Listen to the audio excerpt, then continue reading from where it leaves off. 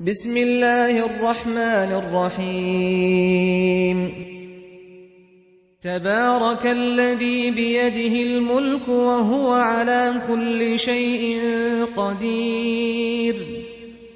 الذي خلق الموت والحياة ليبلوكم أيكم أحسن عملا وهو العزيز الغفور الذي خلق 7 سماوات طباقا ما ترى في خلق الرحمن من تفاوت فارجع البصر هل ترى من فطور ثم ارجع البصر كرتين ينقلب إليك البصر خاسئا وهو حسير ولقد زينا السماء الدنيا بمصابيح وجعلناها رجوما للشياطين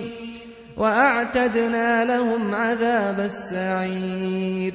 وللذين كفروا بربهم عذاب جهنم وبئس المصير إذا ألقوا فيها سمعوا لها شهيقا وهي تفور تكاد تميز من الغيظ كلما ألقي فيها فوج سألهم خزنتها ألم يأتكم نذير قالوا بلى قد جاءنا نذير فكذبنا وقلنا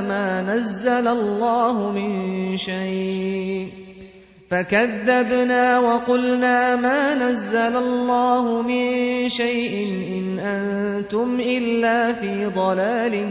كبير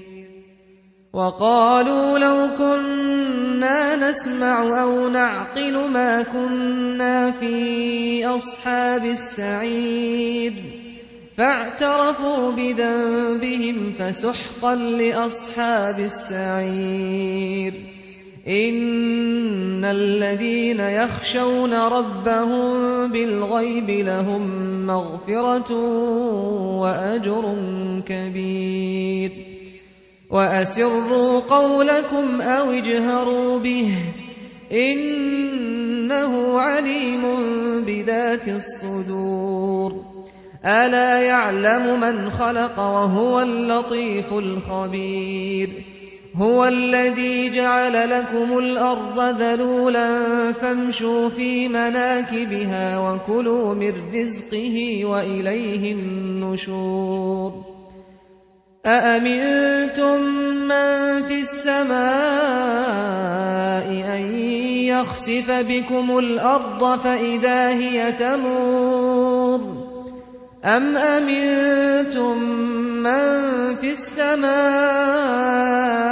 أن يرسل عليكم حاصبا فستعلمون كيف نذير ولقد كذب الذين من قبلهم فكيف كان نكير أولم يروا إلى الطير فوقهم صافات ويقبضن ما يمسكهن إلا الرحمن إنه بكل شيء بصير أمن هذا الذي هو جند لكم ينصركم من دون الرحمن إن الكافرون إلا في غرور أمن هذا الذي يرزقكم إن أمسك رزقه بل لجوا في عتو ونفور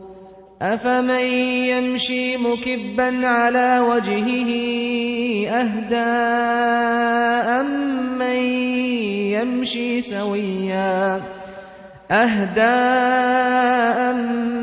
يمشي سويا على صراط مستقيم قل هو الذي أنشأكم وجعل لكم السمع والأبصار والأفئدة قليلا ما تشكرون قل هو الذي ذرأكم في الأرض وإليه تحشرون ويقولون متى هذا الوعد إن كنتم صادقين قل إنما العلم عند الله وإنما أنا نذير مبين فلما رأوه زلفة سيئت وجوه الذين كفروا وقيل هذا الذي كنتم به تدعون قل أرأيتم إن أهلكني الله ومن معي أو رحمنا فمن يجير الكافرين من عذاب أليم قل هو الرحمن آمنا به وعليه توكلنا فستعلمون من هو في ضلال مبين قل أرأيتم إن أصبح ماؤكم غورا فمن يأتيكم بماء